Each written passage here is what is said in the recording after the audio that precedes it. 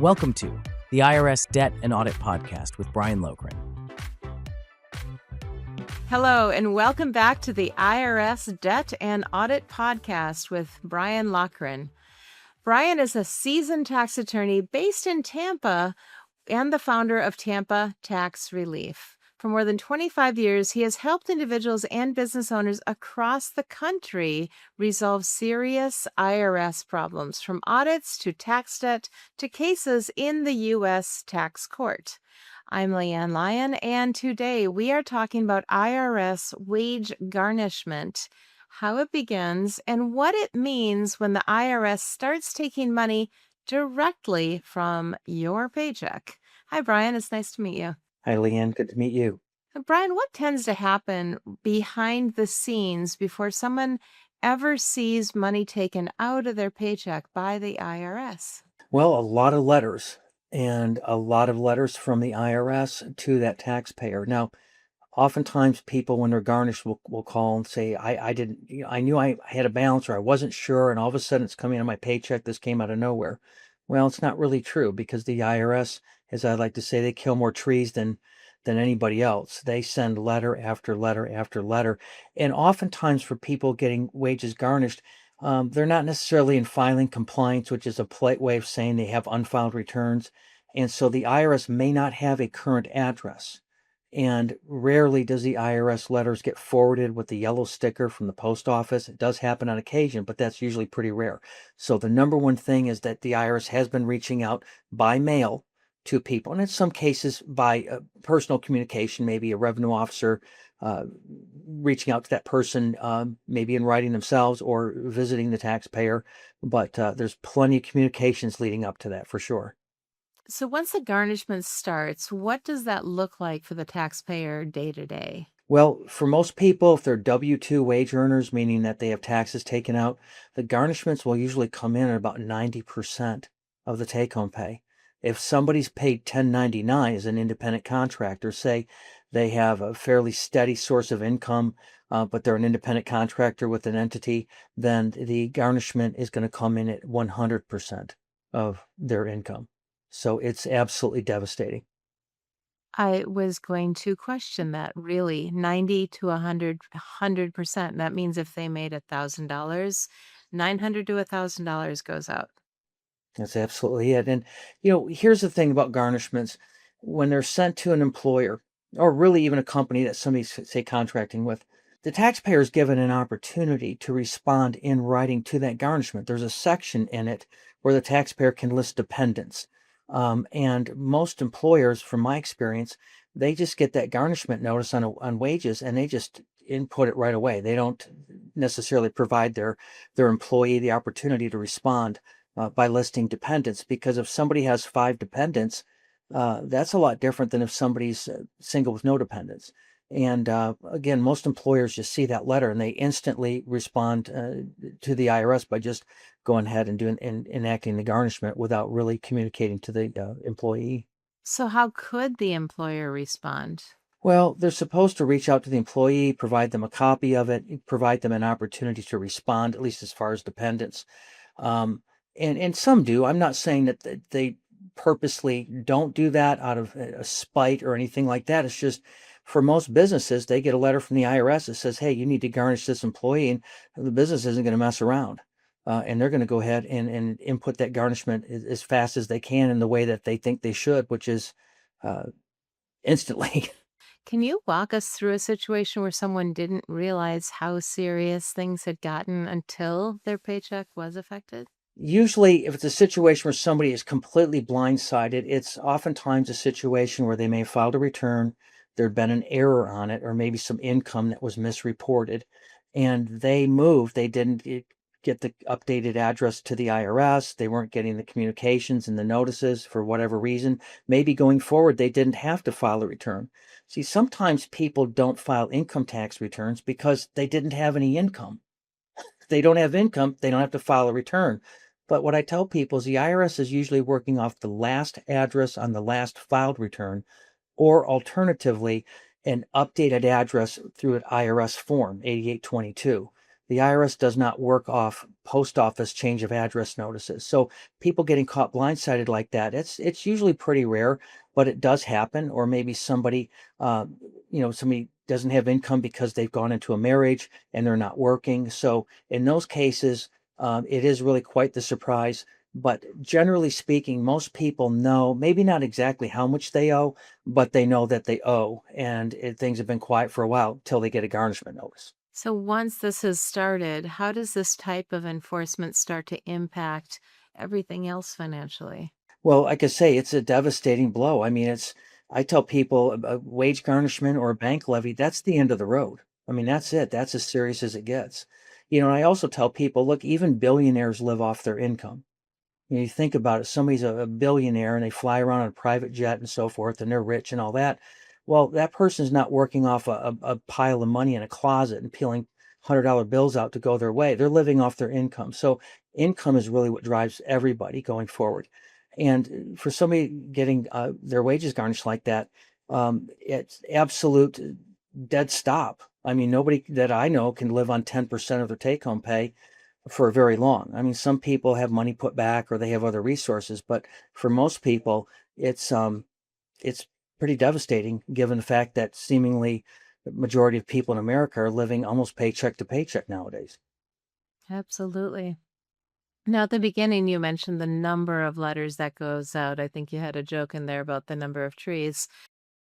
But over a time period, is there a time period also that may have gone on from the beginning to the point of wage garnishment if there was no response from the person whose wages are garnished? Well, they have notices that get sent out, and they're always changing these notices. And I can tell by the notice number, the letter number, the severity of the notice, or how far in the process it is. And sometimes these notices seemingly stop for no reason. And it's really difficult to always get in the mind of the IRS. I mean, you can look at their website, you can look at the IRM, the manual, and you can read about how these notices are timed and when they're supposed to be sent out. But I've read thousands of these notices for hundreds of clients. And I'm not just talking about wage garnishments. I'm talking about in general with the IRS. And sometimes there's long delays between notices, maybe a couple of years. Other times the notices are coming fast and furious. And so much of it's driven by software. And the IRS software isn't necessarily the most up to date. And even they say that. So to say how long is it going to take and how much exact time do I have? I mean, there really isn't a way to put it on there. I can say this, to get to a wage garnishment, it's been going on a long time. And I would suggest to most people probably over a period of a year with the balance being due. But again, in some cases, I've seen garnishments come in a little bit sooner. And in other cases, years have gone by before a garnishment. So I just tell people, if you have an idea that you've got a balance out there and you're not taking any type of formal resolution to it, that's the time to reach out to us. We can contact the IRS, find out exactly where it is, and put a block on collections, at least for a period of time till you can get your feet underneath you, and we can figure out exactly what is owed or what they're saying is owed and what steps we need to take to kind of get things on track. Excellent. No, I know we're not too far into the whole AI world, but have you seen any changes in this whole process with the, well, do I dare say, advent of AI? If I have, I haven't noticed it. Again, IRS software computers are very old. And as I say, that's what they'll even admit that. And they're constantly wanting money from Congress to update things. The IRS is made up of different sections and different components. It's easy if a person owes money to the IRS or they're behind on filing or they're under audit to kind of see the IRS as this one giant thing. When in fact, with the IRS, you have multiple divisions and they don't seamlessly speak with each other. There's not where you can just go in and type in a social security number and anything and everything going on with that social security number comes right up on the screen. So you have to be mindful that the different sections don't always talk to themselves. And in some cases, it's almost impossible to get to them, talk to them each other. But nevertheless, garnishment, when you get a garnishment notice like that, an actual wage garnishment, as I say, that's kind of the end of the road, but it's not hopeless. That's for sure. Oh, that's good to hear. What usually surprises people most about how fast this can move? Well, just getting it. I mean, a lot of times there's been a period of time, not just months, but in some cases years without any communication or seemingly any communication from the IRS. And then out of the blue, they're getting their wages garnished or accounts receivable levy. And they're saying, well, I don't know what's going on. I haven't heard anything for a couple of years.